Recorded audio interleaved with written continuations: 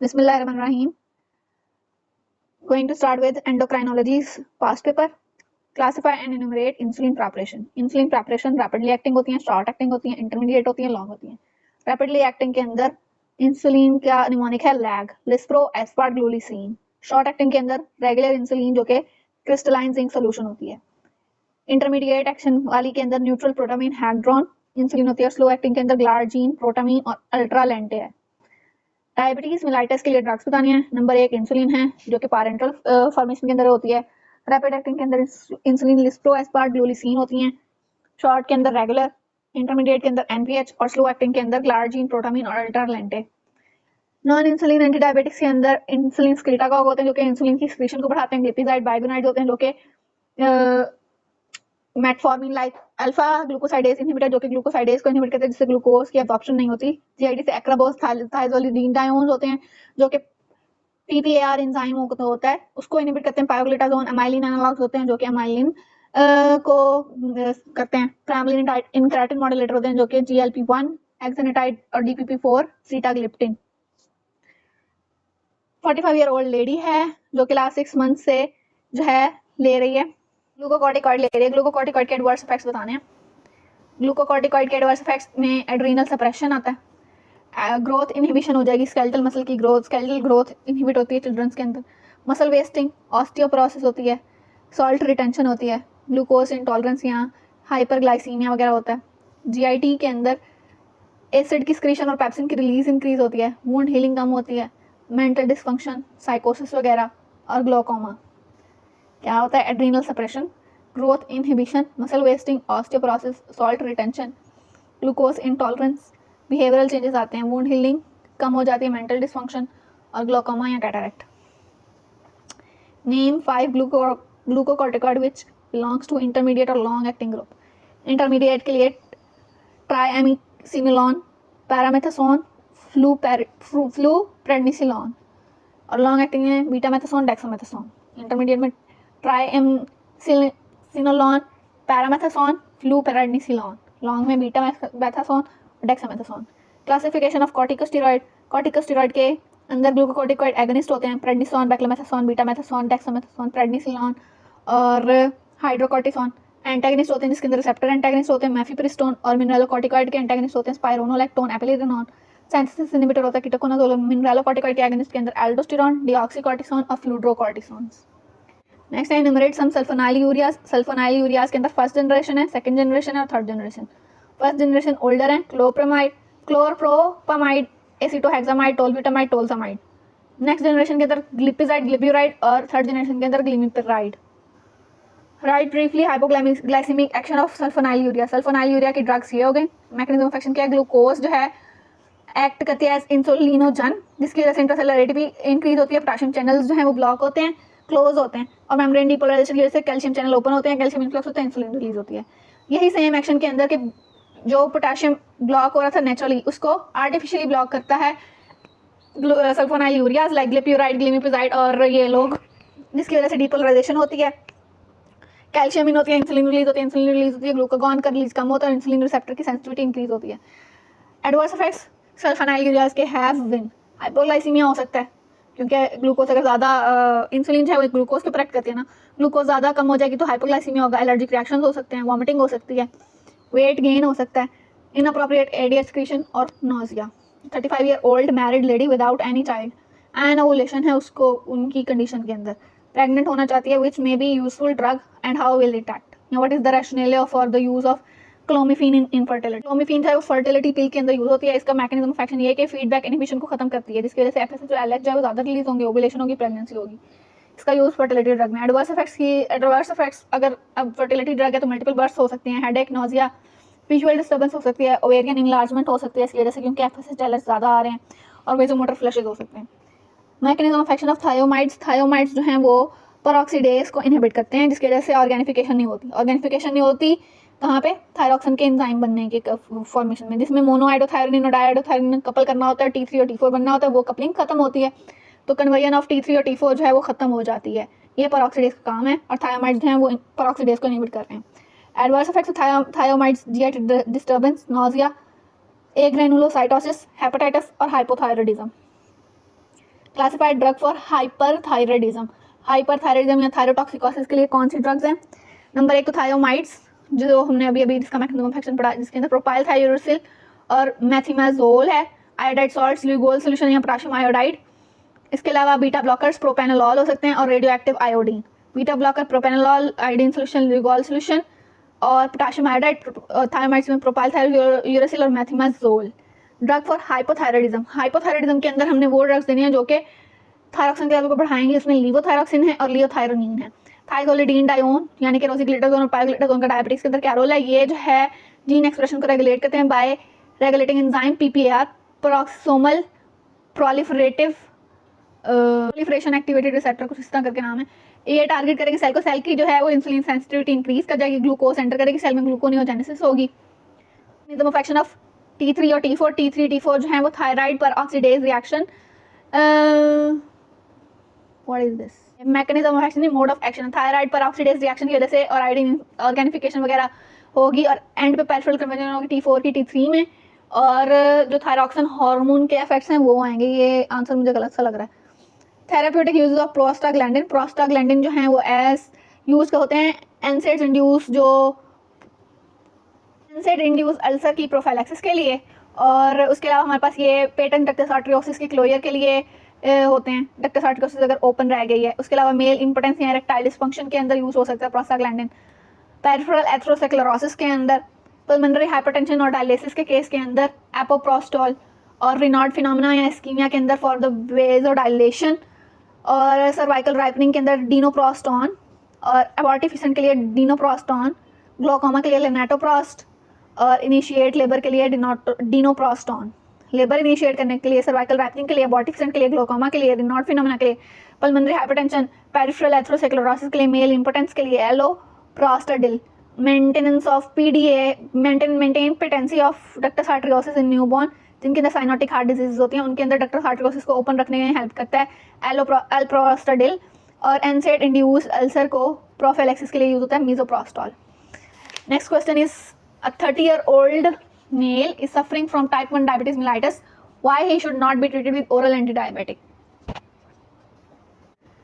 Type 2 diabetes जो है, यहाँ से बता टाइप 1 डायबिटीज के अंदर हमारे पास जो है वो इंसुलिन का कोई चक्कर ही नहीं होता। इंसुलिन जो है वो प्रोड्यूस ही नहीं हो रही होती जेनेटिकली, तो इसके अंदर हमने इंसुलिन देनी होती है और बाहर से, ओरल ड्रग काम नहीं करता। क्वेश्चन है how biguanides are useful in type 1 और टाइप 2 में, और टाइप 1 में ओरल एंटीबायोटिक्स का क्या रोल है? सेम ही आंसर, मतलब ये जो पीछे वाला क्वेश्चन था उसका भी यही आंसर है कि बाइगोनाइड्स जो हैं वो हेपेटिक और रीनल ग्लूकोनियोजेनेसिस को इनहिबिट करते हैं, साइक्लिक एमपी को इंक्रीज करते हैं, जिसकी वजह से स्टिमुलेशन होती है ग्लूकोज अपटेक की और ग्लाइकोलाइसिस की in the peripheral tissues.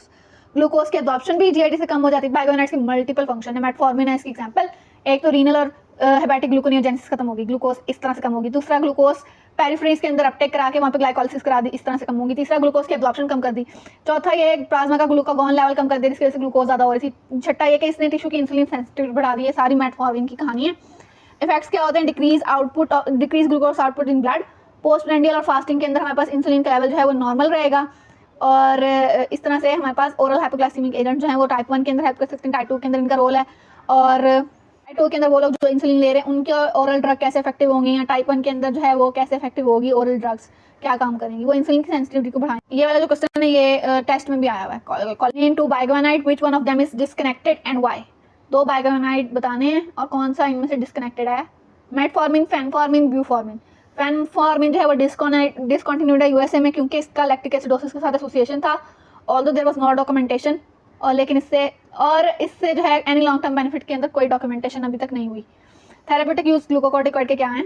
Glucocorticoid जो है वो adrenal disorders like Addison's disease, congenital adrenal hyperplasia, Cushing syndrome के डायग्नोसिस और during and after adrenalectomy glucocorticoids use होते हैं। Addison disease, congenital adrenal hyperplasia, diagnosis of Cushing syndrome, during and after adrenalectomy. Non adrenal disorders के अंदर कौन कौन से disorder हैं जिसमें ग्लूकोकॉर्टिकॉइड्स यूज होते हैं? Hematopoietic cancer, neurologic disorder, chemotherapy induced vomiting, hypercalcemia, mountain sickness, asthma, organ transplant rejection, collagen disease, rheumatic disorder और inflammatory bowel disease. Non adrenal disease कौन सी है? Hematopoietic cancer, neurologic disorder, chemotherapy induced vomiting, hypercalcemia, mountain sickness, asthma, organ transplantation, collagen diseases, rheumatic fever और inflammatory bowel diseases. Mechanism of action of glucocorticoid का effect क्या होते हैं, cellular effects क्या होते हैं, ल्यूकोसाइट की माइग्रेशन को कम करती है, लाइसोसोम की मेम्ब्रेन को स्टेबल करती है, फेगोसाइटोसिस को कम करती है और कैपिलरी की परमेबिलिटी को कम करती है, जिसकी वजह से इन्फ्लेमेशन नहीं होगी और सारी फेगोसाइटोसिस वगैरह नहीं होगी। बायोकेमिकल एक्शंस क्या हैं, इनहिबिट फॉस्फोलाइपेज A2 जिसकी वजह से प्रोस्टाग्लैंडिन्स और ल्यूकोट्राइन्स नहीं बनेंगे, COX-2 के एक्सप्रेशन को कम करेगी, प्लेटलेट एक्टिवेटिंग फैक्टर को कम करेगी, इंटरल्यूकिन 2 को इनएक्टिवेट करेगी या कम करेगी। इन सब की वजह से इन्फ्लेमेशन नहीं होगी, इम्यूनोसप्रेशन होगी, इम्यूनोसप्रेशन रिस्पॉन्स आएगा। Therapeutic use of insulin, type 1 diabetes mellitus के अंदर, टाइप 2 डायबिटीज मिलाइटिस के अंदर अगर वो डाइटरी चेंजेस और ओरल हाइपोग्लाइसीमिक से कंट्रोल नहीं हो रही तो जेस्टेशनल डायबिटीज के अंदर, डायबिटिक कीटोएसिडोसिस के अंदर IV देंगे शॉर्ट एक्टिंग रेगुलर इंसुलिन हर 6 घंटे बाद। लाइफ थ्रेटनिंग हाइपरकलीमिया हो गया तब देंगे। और उसके अलावा जो है स्ट्रेस इंड्यूस हाइपरग्लाइसीमिया के अंदर ओरल OCP की बात करते हैं। OCP के अंदर कंबाइंड फॉर्म में प्रोजेस्टिन ओनली है, प्रेपरेशन मोनोफेजिक बाइफेजिक। कंबाइंड फॉर्म के अंदर हमारे पास आती है इथेनाइल एस्ट्राडायोल और मेस्ट्रानोल प्लस प्रोजेस्टिन। प्रोजेस्टिन ओनली के अंदर नॉरएथिंडरोन है और नॉरगेस्ट्रल है। प्रेपरेशन के अंदर मोनोफेजिक प्रेपरेशन है जो जिसके अंदर हमारे पास एस्ट्रोजन और प्रोजेस्टिन की टैबलेट फिक्स्ड अमाउंट में कॉम्बिनेशन के अंदर आती है। बाइफेजिक और ट्राइफेजिक के अंदर हमारे पास प्रोजेस्टिन और एस्ट्रोजन की डोजेज या दोनों की डोजेज होती है। प्रोजेस्टिन की डोज जो है वो इंक्रीज हो जाती है सेकेंड हाफ में और एस्ट्रोजन की डोज जो है वो फिक्स रहती है। How do hormonal contraceptive interfere with fertility, hormonal contraceptive कैसे इंटरफेयर करते हैं विद फर्टिलिटी, ये गोनाडोट्रोपिन को सप्रेस करते हैं, specially mid cycle AILET surge जो आता है। एलेट सर्ज नहीं आएगा, ओव्यूलेशन नहीं होगी तो एगनी रिलीज होगा। इसके अलावा ये हमारे पास सर्वाइकल म्यूकस ग्लैंड को इफेक्ट करते हैं, एंडोमेट्रियम यूट्राइन ट्यूब्स को इफेक्ट करते हैं, फर्टिलाइजेशन को कम करेंगे, इम्प्लांटेशन नहीं होने देंगे। नेक्स्ट क्वेश्चन है right clinical use of and different range and adverse effects of OCPs अगर कंटिन्यू करेंगे। यूज़ क्या है इसका, प्रिवेंट होता है प्रेगनेंसी और रेगुलेट होता है मेंस्ट्रुअल साइकिल के disorder like polycystic ovarian disorders.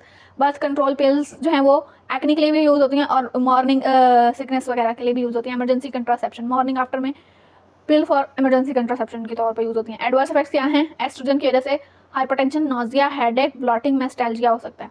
और प्रोजेस्टिन की वजह से weight gain, tiredness, depression, hirsutism, acne और HDL कम और LDL ज़्यादा हो सकते हैं। कंट्राइंडिकेशन ऑफ कंट्रासेप्टिव जो है अगर 6 हफ्ते पोस्टपार्टम ब्रेस्ट फीडिंग हो रही है तो 6 हफ्ते से कम है तब नहीं यूज़ कर सकते। स्मोकिंग है और एज जो है वो 35 डिग्री से कह रही हूँ, एज जो है वो 35 ईयर से ज़्यादा है, 15 दिन पहले सिगरेट छोड़नी पड़ेगी अगर OCP लेनी है। हाइपरटेंशन अगर 160 से ऊपर है, सिस्टोलिक और डायस्टोलिक जो है वो 100 से ऊपर है, यानी 160/100 रेंज है। और करंट या पास हिस्ट्री है वेनस थ्रोम्बोएम्बोलिज्म की, क्योंकि HDL LDL को डिस्टर्ब करे तो थ्रोम्बोएम्बोलिज्म हो सकती है। अगर पहले से ही है तो उसके अंदर पेशेंट के अंदर कंट्राइंडिकेशन है। Glucocorticoid have a number of clinical application and widely used. Right a short essay on anti inflammatory immunosuppressant. Cellular effect क्या है, ल्यूकोसाइट नहीं आ रहे, लाइसोसोम की मेम्ब्रेन स्टेबल होगी, फेगोसाइटोसिस कम है, कैपिलरी परमेबिलिटी कम है। बायोकेमिकल रिएक्शन के अंदर ये है कि COX-2 फॉस्फोलाइपेज A2 इनहिबिट है जिसकी वजह से COX-2 इनहिबिट है, इलेक्ट्रॉनिक एसिड नहीं बन रहा, COX-2 नहीं बन रहा, प्रोस्टाग्लैंडिन, ल्यूकोट्राइन नहीं बन रहे, इंटरल्यूकिन नहीं बन रहे, प्लेटलेट एक्टिवेटिंग फैक्टर नहीं बन रहे। नेक्स्ट है 30 year old man complained for appetite, tiredness, dizziness, weight gain last 6 month से। उसमें फिजिशियन ने ब्लड टेस्ट किया है, हाइपरक्लीमिया और एसिडोसिस है। ACTH की स्टिमुलेशन के लिए स्टैंडर्ड ACTH स्टिमुलेशन टेस्ट जो है उसने कंफर्म किया, डायग्नोसिस किया उसको ऑटोइम्यून एडिसन डिजीज है और पेशेंट को हाइड्रोकॉर्टिसोन और फ्लूड्रोकॉर्टिसोन डिस्क्राइब किया है। उसके एडवर्स इफेक्ट्स बताने हैं। एडवर्स इफेक्ट्स हमारे पास हैं बैक्लोमेथासोन से, buffalo hump, easy bruising, cataract, large जर appetite, obesity, moon face, euphoria, thin arms, hypertension, avascular necrosis, femur के हेड का, skin thinning, osteoporosis, negative nitrogen balance, emotional lability. Contraindication of corticosteroids बताने हैं। Contraindication corticosteroids के कौन से, diabetes के अंदर नहीं देते, osteoporosis, glaucoma, hypertension, herpes simplex के इन्फेक्शन में और इन्फेक्शंस में और पेप्टिक अल्सर्स में। नेक्स्ट है एंटी एंड्रोजेनिक क्लासिफिकेशन। इसके अंदर सबसे पहले रिसेप्टर एंटागनिस्ट जिसमें है फ्लूटामाइड। नेक्स्ट है 5 अल्फा रिडक्टेज इनहिबिटर, फिनेस्टेराइड और spironolactone. Synthesis inhibitor anti androgens के कीटोकोनाजोल और अदर्स के अंदर GnRH के एगनिस्ट हैं और कंबाइंड OCPs हैं। मैकेनिज्म ऑफ एक्शन ऑफ थाइजोलिडीन डायोन या पायोग्लिटाजोन और रोजीग्लिटाजोन, ये प्रॉक्सिसम प्रोलिफरेटिव एक्टिवेटिंग रिसेप्टर्स के ऊपर न्यूक्लियर PPAR के ऊपर बाइंड करता है और transcription of insulin responsive gene को इफेक्ट करता है जिसकी वजह से सेंसिटिविटी ऑफ इंसुलिन इंक्रीज होती है, हेपेटिक ग्लूकोनियोजेनेसिस डिक्रीज होती है, ट्राइसाइक्लिसराइड की और इंसुलिन के रिसेप्टर्स बढ़ते हैं। एनाबॉलिक स्टीरॉइड कैसे हैं, ये हमारे पास एंड्रोजन की रेशो को बढ़ाते हैं जिसकी वजह से एथलीट के अंदर मसल बल्क और स्ट्रेंथ इंक्रीज होता है और एथलेटिक परफॉर्मेंस इंक्रीज होती है। Adverse effects of androgen females के अंदर hirsutism, enlarge clitoris, deepened voice, menstrual irregularity. Males के अंदर एंड्रोजन ज़्यादा होने की वजह से हमारे पास गायनिकोमेस्टिया होगा, टेस्टिकुलर श्रिंकेज और इनफर्टिलिटी होगी। नेक्स्ट है एलेंड्रोनेट। एलेंड्रोनेट जो है वो बोन रिजॉर्प्शन इनहिबिटर है। बिसफॉस्फोनेट ये प्रिवेंट कराता है ऑस्टियोक्लास्ट की अटैचमेंट। ऑस्टियोक्लास्ट प्रिकर्सर सेल को बोन से साथ अटैच नहीं करने देता, जिसकी वजह से हमारे पास ऑस्टियोक्लास्ट की मेटाबॉलिक एक्टिविटी कम होगी। ऑस्टियोक्लास्ट की मेटाबॉलिक एक्टिविटी कम होगी तो बोन की रिजॉर्प्शन कम होगी, जिसकी वजह से कैल्शियम के supplements it's absorption is decreased by calcium supplement. Calcium supplement की वजह से इसकी जो है या बेवरेजेस और फूड की वजह से बिसफॉस्फोनेट की जो है एब्जॉर्प्शन कम हो जाएगी। बिसफॉस्फोनेट को जो स्टेबलाइज करता है, बिसफॉस्फोनेट स्टेबलाइज करता है हाइड्रोक्साइड एपेटाइट बोन स्ट्रक्चर को, इंड्यूस कराता है ऑस्टियोब्लास्ट को, जिसकी वजह से ऑस्टियोक्लास्ट इनहिबिट हो जाते हैं और बोन रिसॉर्प्शन कम होती है। बोन जो है ऑस्टियोप्रोसेस की प्रोग्रेशन नहीं होती। दोबारा से अगर हम इसको देखें कि ऑस्टियोप्रोसेस क्यों हो रही है, ऑस्टियोक्लास्ट बोन डिफॉर्मिंग सेल है यानी बोन डिसॉल्विंग सेल है वो ज़्यादा है, उसकी वजह से हमारे पास ऑस्टियोप्रोसेस हो रही है। बिसफॉस्फोनेट बोन रिसॉर्प्शन इनहिबिटर है क्योंकि ये ऑस्टियोक्लास्ट को बोन के साथ अटैच नहीं होने दे रही। दूसरा ये ऑस्टियोब्लास्ट को इंड्यूस कर रही है, ऑस्टियोक्लास्ट को कम कर रही है, तो बोन रिसॉर्प्शन कम होगी और ऑस्टियोप्रोसेस रुक जाएगी। क्लिनिकल यूज इसका ऑस्टियोप्रोसेस है। कॉर्टिकोस्टेरॉइड इंड्यूस्ड ऑस्टियोप्रोसेस है जो कॉर्टिकोस्टेरॉइड की वजह से होती है। पैगेट डिजीज ऑफ बोन है और हाइपरकैल्सीमिया। एडवर्स इफेक्ट्स क्या हैं, जीआईटी डिस्ट्रेस हो सकता है, एसोफेगस के अल्सर हो सकते हैं और हाइपरपैराथायरॉइडिज्म हो सकता है। फिनेस्ट्राइड का मैकेनिज्म ऑफ एक्शन क्या है? फिनेस्ट्राइड है हमारे पास रिसेप्टर इंटैगनिस्ट। मैकेनिज्म ऑफ एक्शन ये है कि एंड्रोजन सिंथेसिस इनहिबिटर है। ये कैसे? ये हमारे पास टेस्टोस्टेरॉन और डायहाइड्रोटेस्टोस्टेरॉन की कन्वर्जेंस को इनहिबिट करता है और डिक्रीज करता है एंड्रोजेनिक स्टिमुलेशन को of prostate and skin. Prostate का साइज डिक्रीज होगा और हेयर ग्रोथ जो है वो प्रमोट होगी।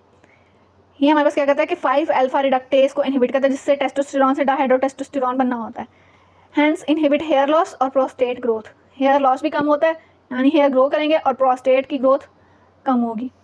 इसकी वजह से मेल्स के अंदर बीपीएच हो सकता है और यूजेस क्या है बीपीएच और male pattern baldness. Benign prostatic hyperplasia के अंदर फिनेस्ट्राइड यूज हो सकती है, जिसकी वजह से प्रोस्टेट की ग्रोथ रुकेगी और मेल के अंदर जो बार्डनेस है उसके अंदर भी ये यूज हो सकता है। कंट्राइंडिकेशन क्या? Pregnancy, teratogenicity, risk to male foetus और impotence. Mechanism of action of tamoxifen. Tamoxifen जो है वो सिलेक्टिव एस्ट्रोजन रिसेप्टर मॉड्यूलेटर है, SCRM। ये कम्पिटिटिव इनहिबिशन कराता है एस्ट्रोजन की, एस्ट्रोजन के साथ एस्ट्रोजन के रिसेप्टर के लिए कंपटीशन करता है और स्पेशली ट्यूमर और अदर टारगेट इश्यूज के ऊपर। न्यूक्लियर कम्प्लेक्स बनाएगा, डीएनए की सिंथेसिस कम कर देगा, एस्ट्रोजन के इफेक्ट्स जो हैं वो इनहिबिट हो जाएंगे। यूज इसके क्या है? ब्रेस्ट कैंसर की ट्रीटमेंट, इनफर्टिलिटी और गायनेकोमेस्टिया के अंदर, एडवर्स इफेक्ट्स के अंदर हॉट फ्लशेस और वीनस थ्रोम्बोसिस।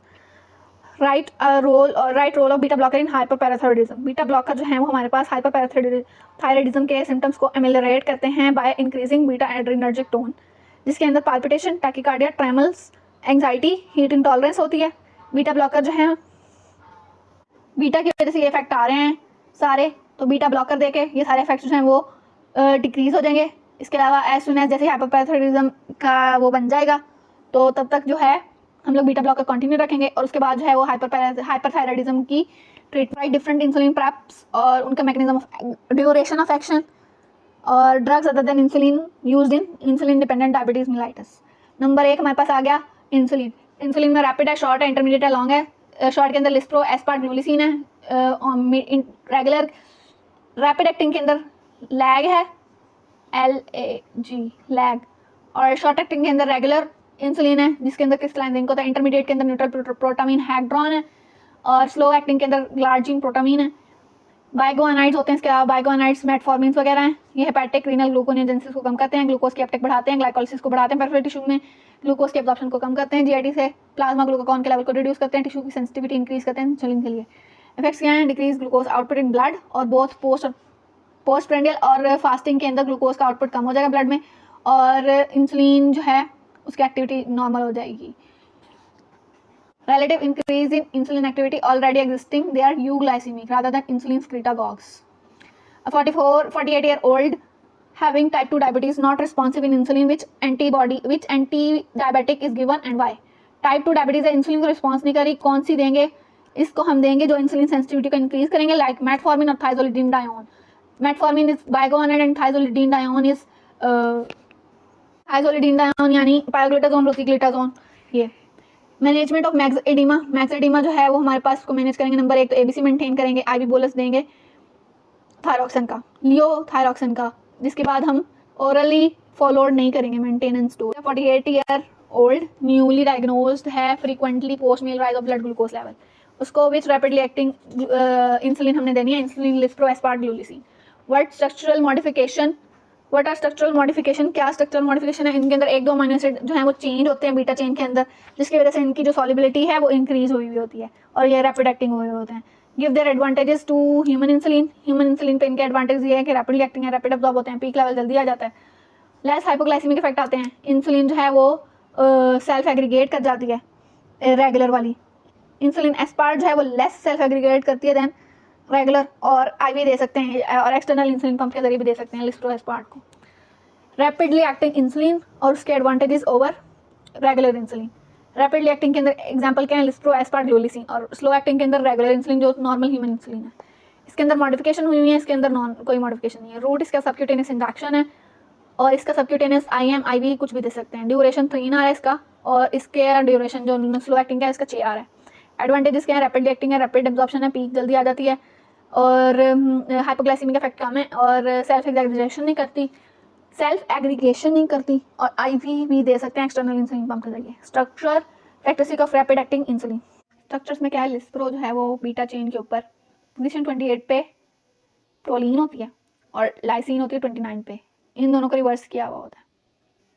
इंसुलिन के बीटा चेन 28 पे प्रोलीन होती है, लाइसिन 29 पे होती है, इन दोनों को रिवर्स करके लिस्प्रो बन जाती है। एस्पार्ट कैसे बनती है, 28 पोजीशन पे प्रोलीन को सब्स्टिट्यूट करके एस्पार्टिक एसिड लगा देते हैं, जिसकी वजह से ट्वाइस तेजी से एब्जॉर्ब होती है। और ग्लूलिसिन के अंदर एस्पार्जिनिन होती है पोजीशन 3 पे, उसको सब्स्टिट्यूट करके लाइसिन लगा देते हैं, लाइसिन को सब्स्टिट्यूट करके ग्लूटामिक एसिड लगा देते हैं। पोजीशन 3 पे लाइसिन लगा देते हैं, पोजीशन 29 पे ग्लूटामिक एसिड लगा देते हैं। Mechanism of action of insulin, insulin जो है वो इंसुलिन रिसेप्टर के ऊपर काम करती है। इंसुलिन जो है वो अल्फा सब यूनिट टायरोसिन काइनेज के जरिए, टायरोसिन काइनेज पे जाके ये बाइंड करता है अल्फा सब यूनिट पे, वहाँ से ये ऑटोफॉस्फोराइलेशन जाता है टायरोसिन काइनेज की, जिसकी वजह से हमारे पास जो है इंसुलिन के फंक्शंस आते हैं। लाइक इंसुलिन जो है वो GLUT2 और 4 के ऊपर एक्ट करती है, लिवर के ऊपर, मसल और फैट सेल, और ब्लड से ब्लड ग्लूकोज जो है वो सेल के अंदर एंटर होता है, ग्लाइकोजेनोलाइसिस हो जाती है लिवर के अंदर इंक्रीज, ब्लड के अंदर अमीनो एसिड फैटी एसिड जो है वो भी हमारे पास एंटर होते हैं सेल के अंदर, प्रोटीन सेंसेस, लिपिड सेंसेस, और अपटेक होता है पोटेशियम आयंस का इंसुलिन की वजह से। इनुमरेट ऑक्सीटोसिक और यूटेराइन रिलैक्सेंट ड्रग्स, जो ऑक्सीटोसिन निकालेंगे और यूट्रस को रिलैक्स करेंगे। स्टिमुलेंट्स कौन से हैं, ऑक्सीटोसिन, इसको है सिंटोसिनोन, अल्फामेट्रिन और प्रोस्टाग्लैंडिन, मीफीप्रेस्टोन, ये स्टिमुलेंट्स हैं। और रिलैक्सेंट्स के अंदर बीटा सिम्पैथोमिमेटिक्स या टोकोलिटिक्स जिनको कहते हैं, और रिटोरिडीन, आइसोजुसिप्रीन, टर्ब्यूटोलिन, साल्ब्यूटामोल, कैल्शियम चैनल ब्लॉकर्स होते हैं, मैग्नीशियम सल्फेट होते हैं, प्रोस्टाग्लैंडिन इनहिबिटिंग ड्रग होते हैं, इंडोमेथासिन, ऑक्सीटोसिन के एंटागनिस्ट होते हैं, टोसिबैन, इथाइल अल्कोहल, ये सारे रिलैक्सेंट ड्रग्स होते हैं। 30 ईयर ओल्ड मैन है, सेम वही क्वेश्चन है, इसके अंदर उसको हाइड्रोकोर्टिसोन दिया, हाइड्रोकोर्टिसोन के साइड इफेक्ट्स बताने हैं या स्टीरॉइड्स के साइड इफेक्ट्स। इसके अंदर हमारे पास बैक्लोमेथासोन से इसके याद करने हैं, बी से बफलो हम्प, ई से easy bruising, cataract, large appetite, obesity, moon face, euphoria, thin legs, hypertension, hyperglycemia, avascular necrosis of femoral head, skin thinning, osteoporosis, negative nitrogen balance, emotional liability। और contraindication, diabetes, osteomyelitis, glaucoma, hypertension या heart disease, herpes simplex infection और peptic ulcer disease। 12-year-old boy, history of weight loss, fatigue, polyuria और nocturia, जिसकी वजह से normal blood glucose level भी उसका examine किया, ब्लड ग्लूकोज लेवल 280 आया। विच treatment is available in type 1 diabetes, type 1 के अंदर हमने इंसुलिन देनी होती है। इंसुलिन के जरिए जो है इंसुलिन की 4 प्रेपरेशन है, रैपिड, शॉर्ट, इंटरमीडिएट और long. What complication of this therapy and how can be dealt with, hypoglycaemia हो सकता है उसको ओरल फास्टिंग ड्रग से, तो इसके लिए वो ग्लूकोज ड्रिंक्स और टैबलेट्स वगैरह ले, और ग्लूकोज जेल, हनी, बकल में के अंदर रख सकता है, वेट गेन हो सकता है, एंटीबॉडीज बन सकती है अगेंस्ट इंसुलिन, हाइपर सेंसिटिविटी हो सकती है, एंटी हिस्टामिन और कॉर्टिकोस्टेरॉइड से, लाइपोडिस्ट्रॉफी हो सकती है, लाइपोडिस्ट्रॉफी साइट ऑफ इंजेक्शन पे होगी, इसको कैसे प्रिवेंट करना है कि हम इंजेक्शन की साइड जो है वो रोटेट करते हैं इंसुलिन के केस में। 60 ईयर ओल्ड पेशेंट है, टाइप 2 डायबिटीज मेलाइटिस है, उसको सेकंड जनरेशन सल्फोनाइल यूरियाज दिए हैं, सल्फोनाइल यूरियाज के नाम बताना, ग्लिप्यूराइड, ग्लिपिसाइड, ग्लिमिप्राइड। मैकेनिज्म ऑफ एक्शन बताना है, ये पोटेशियम को ब्लॉक करते हैं जिसकी वजह से कैल्शियम का चैनल ओपन होता है और इंसुलिन जो है वो रिलीज होता है और इंसुलिन की सेंसिटिविटी को बढ़ाते हैं। 6 कंट्राइंडिकेशन देनी है ओसीपीज की, ओसीपीज जो है वो थ्रोम्बोलिटिक जो पेशेंट होते हैं जिनको थ्रोम्बस की प्रीवियस हिस्ट्री होती है उनको नहीं देते, कार्डियोवास्कुलर डिजीज के अंदर नहीं देते, हाइपरटेंशन के अंदर नहीं देते, मिग्रेन के अंदर नहीं देते, डायबिटीज विद वैस्कुलर इन्वॉल्वमेंट जो होती है उसके अंदर नहीं देते, लिवर ट्यूमर्स बिनाइन या मेलिग्नेंट उनके अंदर नहीं देते। नेक्स्ट आप patient suffering from symptomatic gout, glucocorticoid दिए, ग्लूकोकॉर्टिकॉइड के adverse effect, adrenal suppression, skeletal growth की इनहिबिशन होगी बच्चों में, मसल वेस्टिंग होगी, ऑस्टियोप्रोसिस, इसके अलावा glaucoma, mental dysfunction, wound healing कम होगी, इसके अलावा जीआईटी के अंदर एसिड और पेप्सिन की रिलीज ज़्यादा होगी, बिहेवियरल चेंजेस, ग्लूकोज इंटॉलरेंस। इसके बाद हमारे पास है middle age women, decrease appetite, weight gain, fatigue, lethargy, सारे थायराइड के फंक्शंस हैं। इससे हमारे पास डिक्रीज वेट गेन वगैरह से पता चल रहा है कि थायराइड की है कमी, तो हम उसको लीवोथायरॉक्सिन प्रिस्क्राइब करेंगे, जिसकी वजह से थायराइड मैकेनिज्म ऑफ एक्शन ये है कि ये सिंथेसिस कराएगा सिंथेटिक फॉर्म में थायरॉक्सिन हार्मोन की, एंडोजेनस थायराइड ग्लैंड पे जाके एक्ट करेगा और थायराइड के फंक्शन परफॉर्म करेगा। एडवर्स इफेक्ट्स क्या हैं? एडवर्स इफेक्ट्स ऑफ कोर्स के हम दे रहे हैं थायरॉक्सिन हार्मोन कह लो तो थायरोटॉक्सिकोसिस करा सकता है, स्किन अपेंडेजिस। अब थायरोटॉक्सिकोसिस के केस के अंदर सारे जो एडवर्स इफेक्ट्स थायराइड ज़्यादा होने से आ सकते हैं ना, वो वाले आएंगे। Warm moist skin, sweating, fine thin hair, Plummer's nail, pretibial dermopathy जिसको ग्रेव्स डिजीज कहते हैं। आइज और फेस के अंदर अपर लिड रिट्रैक्ट हो जाएगा, पेरिऑर्बिटल एडिमा, ऑफ थर्मोस होगा, डिप्लोपिया, ये भी ग्रेव डिजीज के फीचर है जिसमें थायराइड हार्मोन ज़्यादा होता है। कार्डियोवास्कुलर के अंदर decrease peripheral resistance, cardiac output, stroke volume, heart rate, pulse pressure, congestive heart failure, conductivity increase होगी, अरिथमोजेनिक एंजाइना होगा। रेस्पिरेटरी के अंदर डिस्निया, वाइटल्स कैपेसिटी जो है वो रिड्यूस हो जाएगी। जीआईटी के अंदर एपिटाइट, भूख उससे ज़्यादा लगेगी, बाउल फ्रीक्वेंसी ज़्यादा हो जाएगी। सीएनएस के अंदर नर्वसनेस, हाइपरकाइनेसिया वगैरह होगा, मस्कुलोस्केलेटल में वीकनेस होगी, इंक्रीज डीप टेंडन रिफ्लेक्सेस होंगे, ऑस्टियोप्रोसिस होगी। रीनल के अंदर ब्लड फ्लो इंक्रीज हो जाएगा, जीएफआर, पोलीयूरिया, हिमेटोपोइटिक के अंदर एनीमिया हो जाएगा, आरबीसी ज़्यादा होने की वजह से आरबीसी का टर्नओवर ज़्यादा हो जाएगा, एनीमिया हो जाएगा, और एरिथ्रोपोइसिस होगी इंक्रीज। रिप्रोडक्टिव के अंदर डिक्रीज फर्टिलिटी, मेटाबॉलिक के अंदर इंक्रीज बेसल रेट और डिक्रीज कोलेस्ट्रॉल वगैरह, ट्राइग्लिसराइड डिटॉक्सिफिकेशन। नेक्स्ट क्वेश्चन है 56 मिडिल एजेड वुमेन है, 4 बच्चे हैं, फैमिली प्लानिंग के लिए गई है, ओरल कंट्रासेप्टिव स्टार्ट किए जिसके अंदर एस्ट्रोजन प्रोजेस्टेरॉन है। यूजेस क्या है ओसीपीज के? क्लिनिकल यूजेस कंट्रासेप्शन है, एंडोमेट्रियोसिस है, डिस्मेनोरिया वगैरह है। Enumerate and moderate severe adverse effects of pill. Moderate adverse effects के अंदर ये है, मॉडरेट के अंदर ये है कि ब्लीडिंग हो सकती है, वेट गेन हो सकता है, स्किन की पिगमेंटेशन जो है वो इंक्रीज हो सकती है, डार्क स्किन हो जाएगी फीमेल, एक्नी हो सकती है एस्ट्रोजन ज़्यादा होने की वजह से, हिर्सुटिज्म हो सकती है, यूट्राइन डायलेशन हो सकती है, वेजाइनल इन्फेक्शन और एमेनोरिया। और स्वेयर एडवर्स इफेक्ट्स के अंदर ये कि थ्रोम्बोएम्बोलिज्म हो सकती है, और जिसकी वजह से क्या सीवीडी मतलब कार्डिक डिजीजेस हो सकती हैं, gastrointestinal disorder, cholestatic jaundice, gall bladder की डिजीजेस, कोलिसिस्टाइटिस, कोलेंजाइटिस, ये डिजीजेस हो सकती हैं। इसके अलावा डिप्रेशन हो सकता है, ब्रेस्ट कैंसर हो सकता है, और अदर्स के अंदर जो है एरिथमा मल्टीफॉर्म और एरिथमा नोडोसम, एलोपेशिया वगैरह हो सकता है। Give the rational for the use of following. Hormonal therapy in post menopausal women. Post menopausal women के अंदर हार्मोनल थेरेपी क्यों यूज़ करनी है? ताकि उसको सीवीएस के डिसऑर्डर ना हो, ऑस्टियोप्रोसिस ना हो, उसका कोलेस्ट्रॉल जो है एलडीएल वगैरह वो राइज ना हो, और hot flashes, sweating, insomnia, atrophic vaginitis, ये सारे जो है वो रिवील हो जाएंगे एस्ट्रोजन की वजह से। और role of oestrogen in the prevention of treatment of osteoporosis. Oxytocin antepartum और पोस्टपार्टम क्यों देना? ऑक्सीटोसिन जो है वो लेबर को इंड्यूस करने के लिए यूज़ होता है, वेजाइनल डिलीवरी को स्पीडीली करने के लिए हमारे पास ऑक्सीटोसिन यूज़ होगा। और अनकंट्रोल्ड मेटरनल डायबिटीज़ के केस के अंदर वर्सनिंग प्रीक्लेम्शिया, इंट्रायूट्राइन इन्फेक्शन हो गया है या मेम्ब्रेन स्ट्रक्चर हो गया 34 वीक में, तो लेबर इंड्यूस करने के लिए। दूसरा ऑगमेंटेड प्रोट्रैक्टेड लेबर जो पहले से स्टार्ट हुई है उसको ऑगमेंट करने के लिए। तीसरा ऑक्सीटोसिन क्यों यूज़ होगा कि इमीडिएटली पोस्टपार्टम पीरियड के अंदर हम उसको देंगे ताकि वेजाइनल ब्लीडिंग जो है वो फौरी तौर पे स्टॉप हो, यूटेराइन एट होने की वजह से। उसके अलावा एंटीपार्टम पीरियड के अंदर ऑक्सीटोसिन जो है वो यूट्राइन कंट्रैक्शन को इंड्यूस करेगा, प्लेसेंटल ब्लड फ्लो को रिड्यूस करेगा to the foetus. Oxytocin challenge test जो है वो मेजर करेगा फीटल हार्ट रेट रिस्पॉन्स, जिसकी वजह से हम एक स्टैंडर्डाइज ऑक्सीटोसिन इन्फ्यूजन और देंगे, जिससे हमें पता क्या चलेगा placental circulatory reserve. Abnormal response see करेंगे तो उससे हमारे पास फीटल हार्ट की डिसलरेशन हो सकती है, फीटल हाइपोक्सिया हो सकती है, और सिजेरियन डिलीवरी फ़ौरन करनी पड़ेगी। बायगवानाइड फर्स्ट लाइन थेरेपी क्यों है डायबिटीज़ के लिए? बायगवानाइड जो है वो टाइप 2 डायबिटीज़ के अंदर फर्स्ट लाइन थेरेपी है, क्योंकि ये हमारे पास बॉडी वेट नहीं इंक्रीज करते, हाइपोग्लाइसीमिया नहीं करते, जस्ट लाइक इंसुलिन और सल्फोनाइल यूरियाज। इसके अलावा risk of macro and microvascular diseases नहीं होता है जिसके साथ। बायगवानाइड्स जो है वो इंडिकेट जो है इंसुलिन, स्क्रीटागॉग, थाइजोलिडीन डायोन, ये हमारे पास ओरल मोनोथेरेपी के तौर पे इंडिकेट वो होते हैं, कम थाइजोलिडीन डायोन को अकेले नहीं दे सकते तो बायगवानाइड इसके कम्बो में देते हैं। मेटफॉर्मिन जो है वो यूज़ होता है इन the prevention of type 2 diabetes, और मोस्टली जो है ये फास्टिंग इम्पेयर्ड जो टॉलरेंस होती है टाइप 2 डायबिटीज़ के अंदर, ओबीस पेशेंट, फास्टिंग हाइपरग्लाइसीमिया के केस के अंदर ये कंट्रोल करने के अंदर हेल्प करता है। क्या क्या है, बाइकार्बोनाइट जो है वो टाइप 2 के अंदर रिकमेंडेड है, बॉडी वेट नहीं इंक्रीज करता, हाइपोग्लाइसीमिया नहीं करता, माइक्रो और माइक्रोवेस्कुलर डिजीजेस नहीं करता, और कम्बिनेशन के अंदर दिया जाता है हाइजोलिडीन डायोन के साथ जहाँ पे इनएडिक्वेट ओरल मोनोथेरेपी, और यूजफुल है प्रिवेंशन ऑफ टाइप 2 डायबिटीज़ में, क्योंकि ये एफिकेशियस है प्रिवेंटिंग के नो जो ओबेस पेशेंट है वो टाइप 2 डायबिटीज़ मेलाइटस ना हो जाए और फास्टिंग हाइपरग्लाइसीमिया ना हो जाए उन्हें।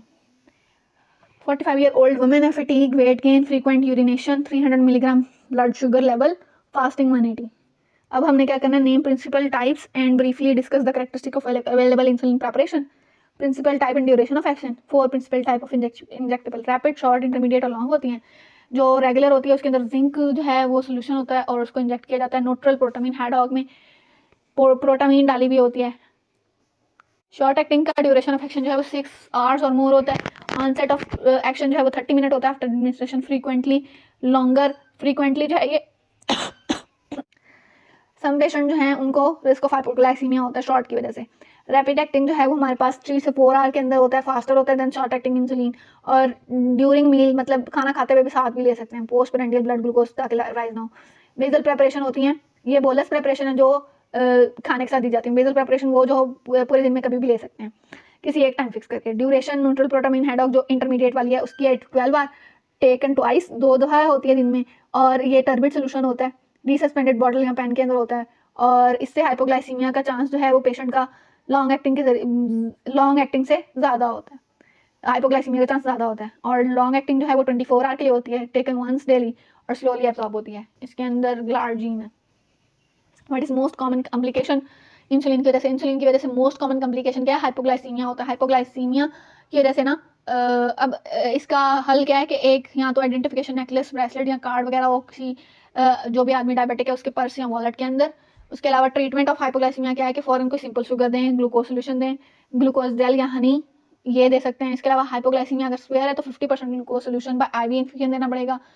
अगर आईवी थेरेपी भी अवेलेबल नहीं है तो 1 मिलीग्राम ग्लूकागॉन इंजेक्ट होगा सबक्यूटेनियसली या इंट्रामस्कुलरली 15 मिनट के अंदर अंदर to permit injection of sugar. अगर पेशेंट जो है वो स्टूप्रस है और ग्लूकागॉन भी अवेलेबल नहीं है तो स्मॉल अमाउंट में हनी या सिरप भी इंसर्ट किया जा सकता है बगल पाउच में। इम्यूनोपैथोलॉजी इंसुलिन थेरेपी के अंदर क्या है कि 5 मॉलिक्यूलर क्लासेस होती हैं इंसुलिन एंटीबॉडी की। आईजी जो सारी एंटीबॉडीज होती हैं उसके खिलाफ भी होती हैं। There are 2 major types of major immune reaction हो सकते हैं। इंसुलिन एलर्जी क्या है? इंसुलिन जो है उसकी हाइपर सेंसिटिविटी हो जाए जिसकी वजह से हमारे पास हिस्टामिन रिलीज होगी और एंटी इंसुलिन आईजी एंटीबॉडीज बनेंगी और वो हमारे पास जो है इंसुलिन एलर्जी कॉज करेंगे, लोकल रिएक्शन। और इम्यून इंसुलिन रेजिस्टेंट लो टाइटर होगा आईजीजी का, इसके अंदर फॉर्म सर्कुलेटिंग आईजीजी, ये जो है हमारे पास के न्यूट्रलाइज कर देगा इंसुलिन के एक्शन को, और इंसुलिन जो है वो रेजिस्टेंट हो जाएगी उन पेशेंट के अंदर जिनके अंदर आईजीजी एंटीबॉडीज बन जाएंगी। दूसरी कॉम्प्लिकेशन ये है कि लाइपोडिस्ट्रोफी हो सकती है।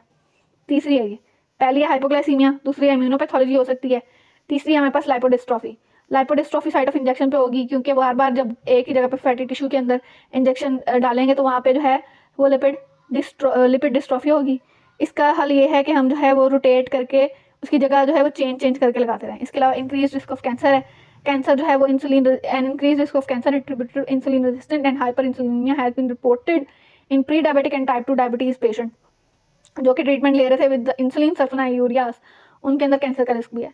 इनलिस्ट बिसफॉस्फोनेट्स इनलिस्ट करने, इसके अंदर एलेंड्रोनेट है, पेविंडरोनेट है, एटिंड्रोनेट है, रेजिंड्रोनेट है, टीलोड्रोनेट है, बेंड्रोनेट, जुलिंड्रोनेट, ये बिसफॉस्फोनेट्स हैं। By advising what to patient you can reduce adverse effects इनके कैसे रिड्यूस करेंगे विद द एक्सेप्शन ऑफ, ये काम क्या कर रहे हैं, ओरल बिसफॉस्फोनेट्स जो हैं वो हमारे पास ऑस्टियोपोरोसिस के ट्रीटमेंट के लिए यूज होते हैं और ये हमारे पास गैस्ट्रिक या एसोफेजियल जो है इरिटेशन कराएंगे। एसोफेजियल इरिटेशन को कैसे मिनिमाइज करते हैं कि साथ जो है वो भरा हुआ ग्लास पानी का पिएं और remain upright for 30 minute. Number 1 ये हो गया। नंबर 2 ऑस्टियोनेक्रोसिस हो सकती है, ऑस्टियोनेक्रोसिस ऑफ जॉ। इसको हम ये तब ज़्यादा होगी जब हाई इंट्रावेनस डोज होगी जोलेंड्रोनेट की जो कि कंट्रोल करती है बोन मेटास्टेसिस और कैंसर इंड्यूसिंग हाइपरकैल्सीमिया को। इसके अलावा तीसरा एडवर्स इफेक्ट्स है कि सबट्रोकेंट्रिक फीमर फ्रैक्चर हो सकते हैं लोगों के अंदर जो लॉन्ग टर्म बिसफॉस्फोनेट थेरेपी ले रहे हैं। Next question give mild moderate and swear adverse effects of oral contraceptive, ये भी क्वेश्चन टेस्ट का है।